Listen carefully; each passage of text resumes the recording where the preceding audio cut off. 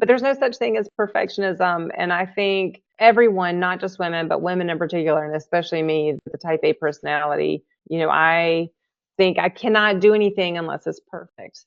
And that what I've learned is no, you have to do the messy action and learn from it. And that's not failure, that's feedback. I mean, you're getting feedback on, what's not working. And that's the whole premises of a coaching business, like figuring out what does your audience want. And just because I think it's perfect doesn't mean that they think that they think it's perfect. So the biggest lesson I learned is that you really have to lean into that imperfectionist piece. And plus, nobody likes perfect people or people that act like they're perfect. People don't resonate with those stories. They resonate with the hardships and the failures. And again, my husband is he's the motivational speaker, and that's all he coaches or teaches to or speaks to is that you really just have to fail and fail and fail again to really, figure out where that success is.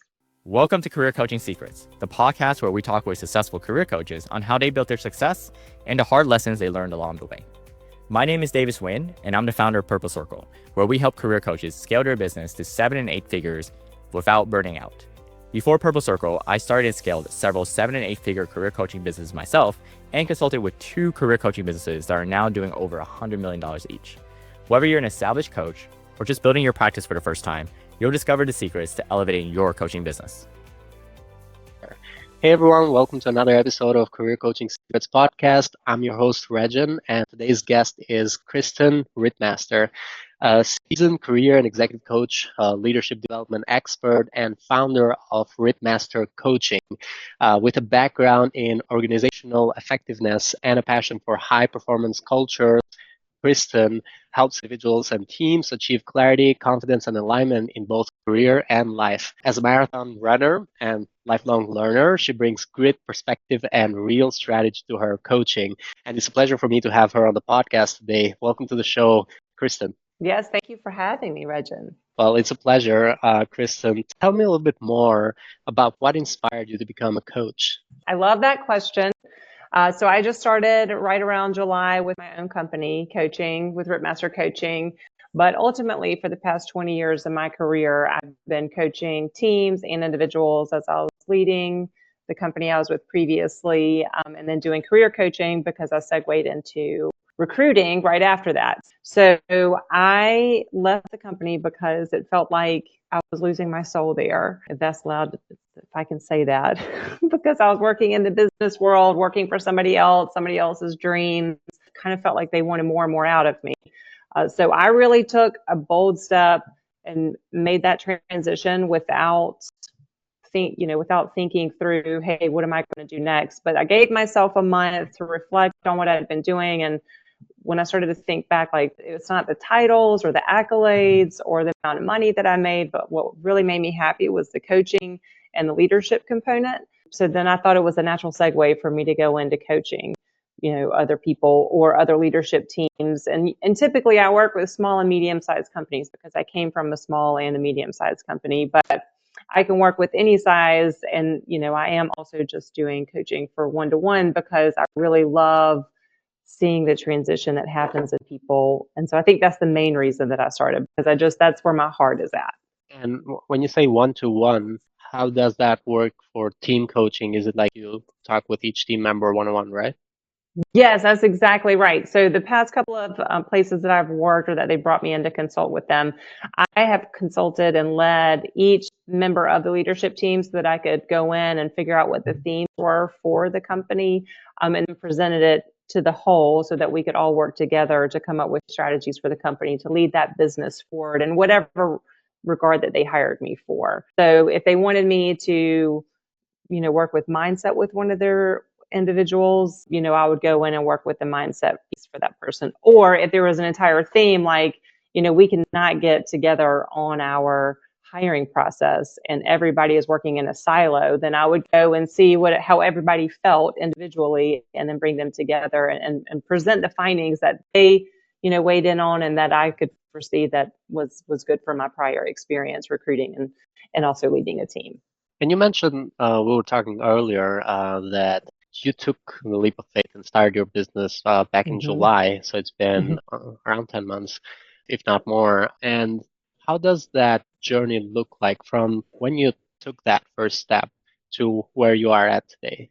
So it's scary. I mean, I don't know that anybody goes into this thinking I'm going to kill it right off the bat. I knew it was going to be a lot of hard work. And I left in July, and I'm from the Western North Carolina. And I don't know if you're aware, but we had Hurricane Helene come through, and that hurricane destroyed our house.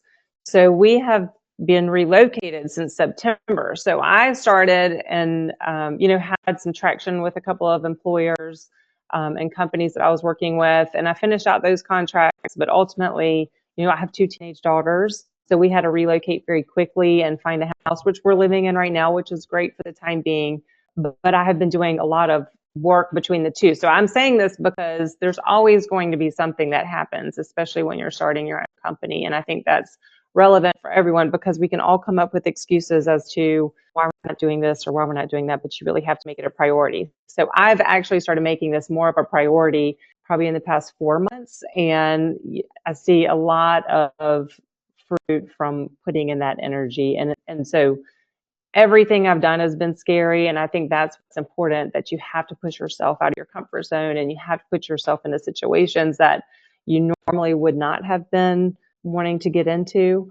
And so this is one of those things, like a podcast or going to speak at a company or going to speak in front of hundreds of people or putting on retreats. Like these are all things that I'm doing currently in the process, and just one step at a time, pushing myself out of my comfort zone, which has been awesome, but again, also very scary. I think you're going to find it very interesting once you see some of our previous episodes because we Oh, do have good. quite of these very similar stories of managing like or even starting the coaching business in a difficult time, not an easy Mm-hmm. time. It generally never is a very comfortable position to start that coaching Right. business. Generally, they were not liking what they were doing, Mm-hmm. or they had some difficulties and then they decided to move into their coaching business and then life like just gets difficult with all these things that happen, just like you mentioned with the hurricane. And well, hopefully there's Yeah, no more hopefully. issues like that, but Yeah. because Yeah. that's like so hard to control. And so like Sure. there's, I mean, not hard to control, it's not possible to control, but there's always going to be something. I think that you're going to resonate with a lot of these previous stories that I've had on the podcast. You mentioned that you do work with individuals and with teams. Is there a Mm-hmm. specific target audience that you typically like to help with? Yeah. So the target audience that I'm focused in on outside of helping companies and employers when I'm hired in to coach their leadership teams would be high achieving women. So that they could be executives, I mean, but they could also be moms who are high achieving, because that goes across the board. And these are people who have lost their purpose in life, but they're like me, probably type A. They have a lot of balls in the air. They want to be successful in whatever regard that looks like. They want to move up the corporate ladder, or they want to become an entrepreneur, or they just want to have a lasting legacy, or they just want to figure out what their purpose is in life. And so I help them drop what I call performative success. So the performative success measure would be what society has taught us is success.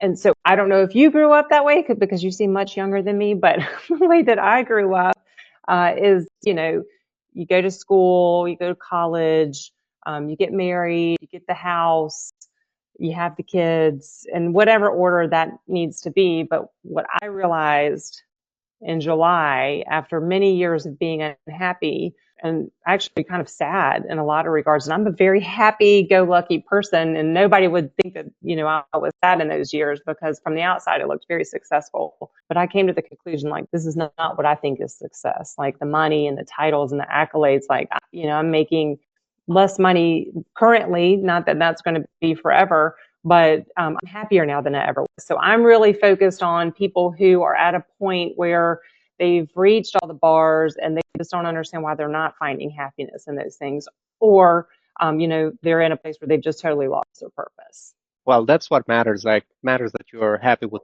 doing what you're doing.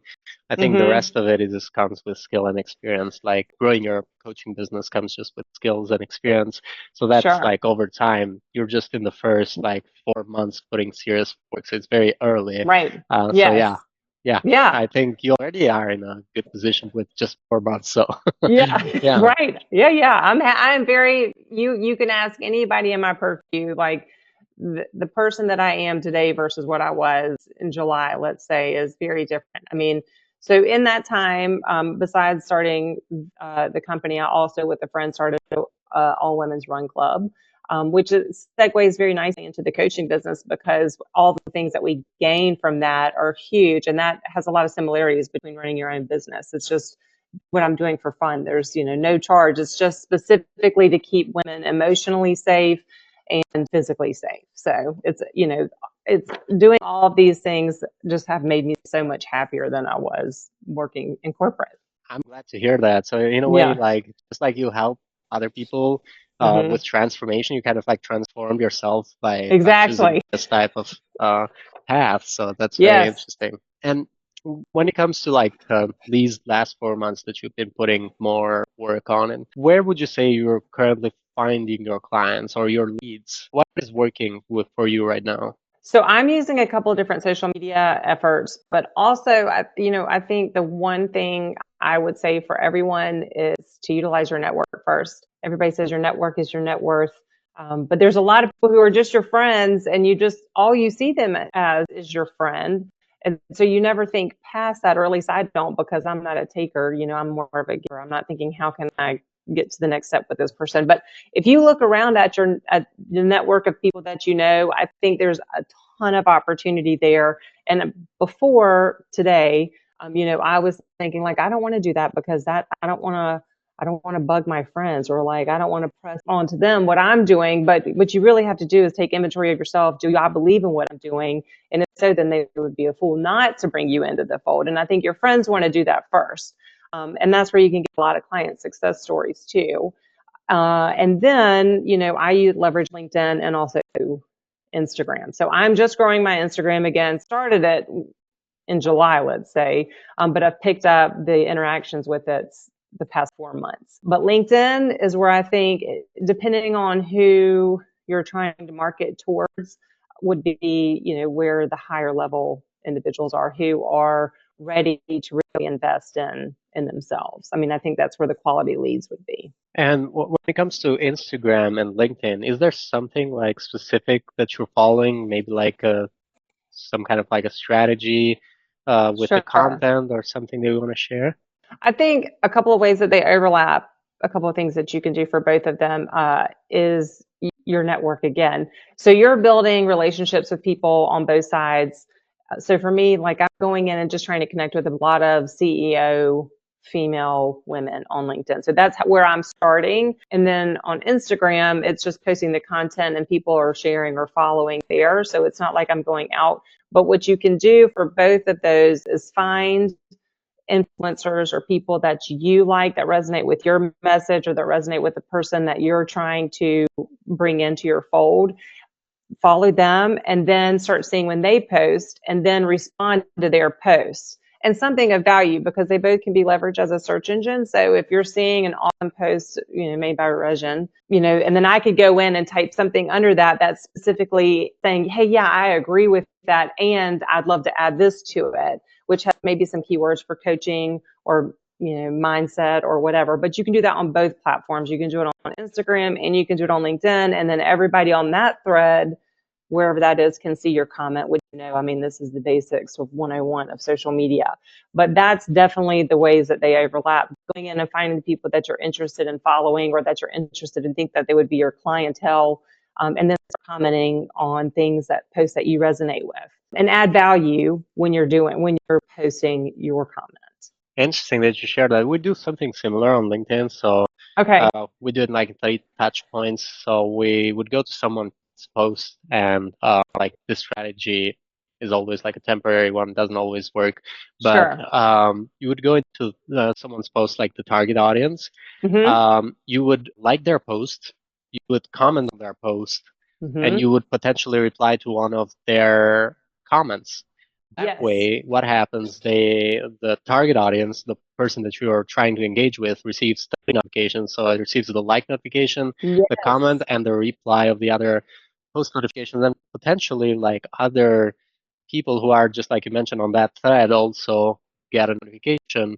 And Hmm. that way, if they're really interested or if the comment you shared makes it's authentic and shares like a lot of value or extra value, then Right. they would get to know your name at least. Even if they didn't Yes. want to interact with you in the future, they would kind of like remember you. Yeah. And that's So where a lot of the people come from. I mean, they're following you. If you're active on social media, they're following you and watching your every move before they're interacting with you. So there's been times when people have reached out and I mean, we're not connected. We didn't do anything back and forth at any point, but they've just been following your content and seeing that you're the person that you understand what they're going through without, having ever had a conversation with them.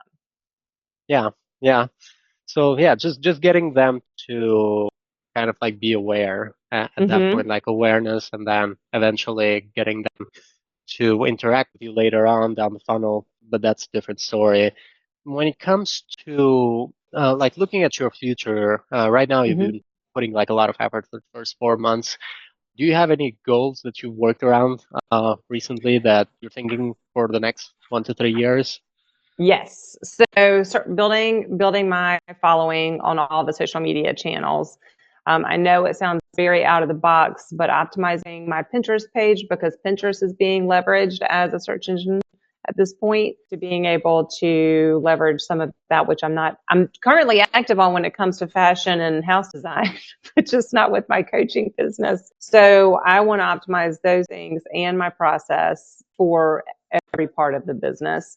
I want to work, smarter, not harder in that regard. But then, yeah, I mean, I want to be a seven figure. I definitely want to be a seven figure coaching business. I want people to know my name, to recognize, hey, that's Ripmaster, and the dream would be my husband is a public speaker, a motivational speaker, very out of the box, not really tailored towards the things that I do. But the dream would be to tag team with him so we can go in and lead retreats together, help people with mindset, and also we're very into fitness, so help people with fitness. So it'd be a weekend with him giving his motivational talk and me leading the retreat and the mindset and making it super awesome in whatever area we choose, probably Asheville because that, the community could use it right now. You just mentioned retreats, and we're we're actually just doing a retreat Yeah. in Tulum with the coaches in our Oh, community.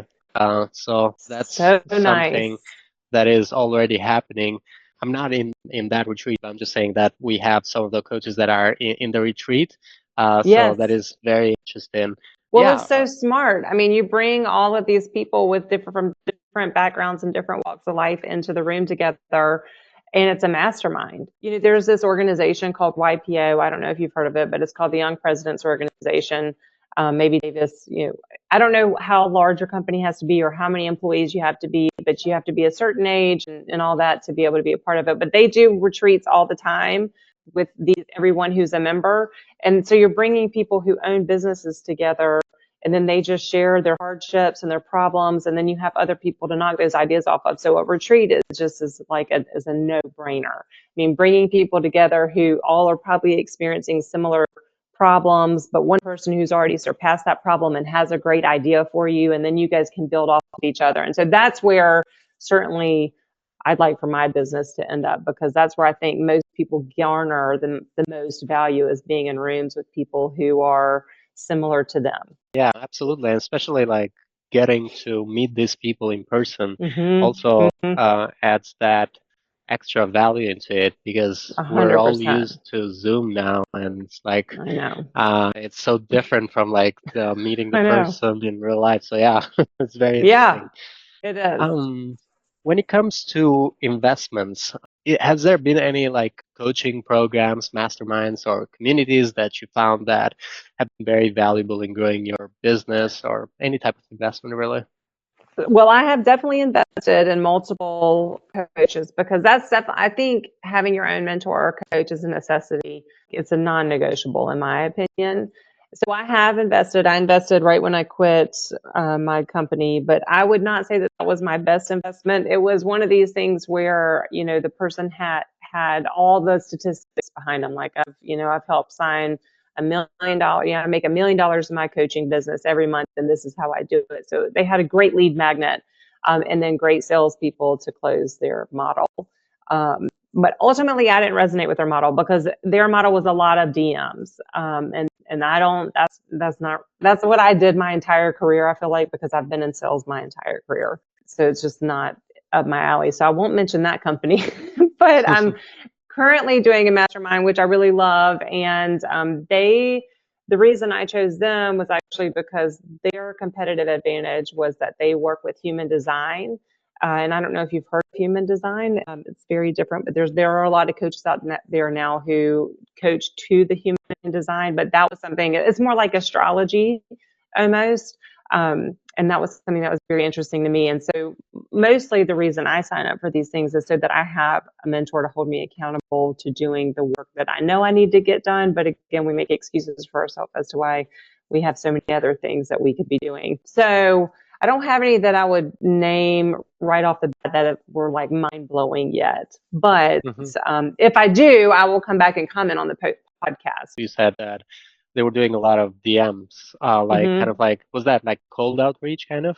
Cold outreach and all on Instagram. So I don't mind doing cold DMs if there's some regard in which you're warm. But Instagram has changed so much now, so it's being kicked into that folder where it's already sort of like a junk filter. And I don't know if some people don't even ever see it. Like in our Run Club community, me and another girl handle the Instagram, and she never even sees those. And so I go in and I'm like, oh my God, we've got like 20 messages that have gone into the junk queue because Instagram sends it there if you're not connected. And so I just don't know that I believe in that. I believe in going and commenting on the post, especially if it resonates with you, and especially if you feel like you can add some value there, and like your voice can be heard in those regards. But just writing, being like, hey, I'm looking for somebody to coach, that was not where I wanted to continue going, because like I said, I was a recruiter for the last 4 years of my career at the same company. I segued from running that one arm of the business to running my own desk so that I could be more present for my children. And so all I did was cold outreach. And I was like, if I have to make one more phone call like this, I don't know that, I can't survive it. So Yeah, absolutely. You'd have to find out what works for you. Otherwise, you wouldn't be able to sustain that regularly, as like if that was the only method you generating leads. And you mentioned the other one was like human design. And when you said human design, I was thinking self-branding, but then you said astrology, and that like kind of threw me off a little bit. I wasn't sure if it's self-branding or not. It's very cool. You should look it up. You can get the human design chart, and you put in basically when you were born, your date, the specific time you're born, and it is it's based on your brain. So there's the active part of your brain that's driving you, and then there's the subconscious part of your brain that's there, and that's like like mine is secret genius, and that's the part that you're trying to bring out. And so then you're doing all of your social media content around your human design. What breathes life into you and gives you energy. And that's because I've spent so many years doing things that zap my energy. And one of them is being at the computer all day. I'm much better outside. Like, I know everybody is much better outside being active, but figuring out how to work with it, like how my brain works with that. When you were just mentioning that about like the subconscious mind, I was just thinking because I'm reading a book just recently, and this book is by Joseph Murphy. It's The Power of Your Subconscious Mind. Oh, yeah. And it talks about how you have the conscious mind and the subconscious mind that you don't really control. And then the point is to try and get your conscious mind to think differently so that the subconscious then also reacts to that, and it doesn't react to direct emotions or whatever you have. So interesting. I wonder if it's the same thing with the one that you were mentioning, kind of like getting the conscious mind to kind of like think differently in a way, so that the subconscious also. Right. So the subconscious comes more to the forefront. So I read the book, The Brain That Changes Itself. So there was a lot of science, and I think it's kind of newer science where your brain maps things, and at first science was saying that you can't change that. And now it's saying, you can change the mapping of your brain. So you don't use it, you lose it type of situation. So, and then the more you do use it, the more your brain builds the power and the muscle memory of that. So it's like you're saying, the conscious side of your brain, the more you're using that conscious side of your brain, the more that's going to be the predominant. But you can train that unconscious side of your brain to start working, and then it becomes more on the conscious side. So it's so Hmm. fascinating, all of those things in the brain, because that's my whole genre is the mindset. And I was the toughest client, Hmm. myself, because I'm just was, and I don't know where we learned that from, or like where those preconditions come from, or if it was just starting to build inside of me while I was in corporate for 20 years. I mean, I don't know why you start just not believing in yourself or listening to your inner critic more than what your true self wants. Yeah, I feel you. I feel what you're saying. I also wanted to learn, is there something that you wish you had known first when you started scaling your coaching business? Is there like an unexpected lesson learned that you like in the last 4 months that you really put your work into it? You're finding out that it's like unexpected in a way, or expected, could be expected Yes. Right. I think my subconscious brain knew, but not too. my conscious brain. But there's no such thing as perfectionism. And I think everyone, not just women, but women in particular, and especially me, the type A personality, I think I cannot do anything unless it's perfect.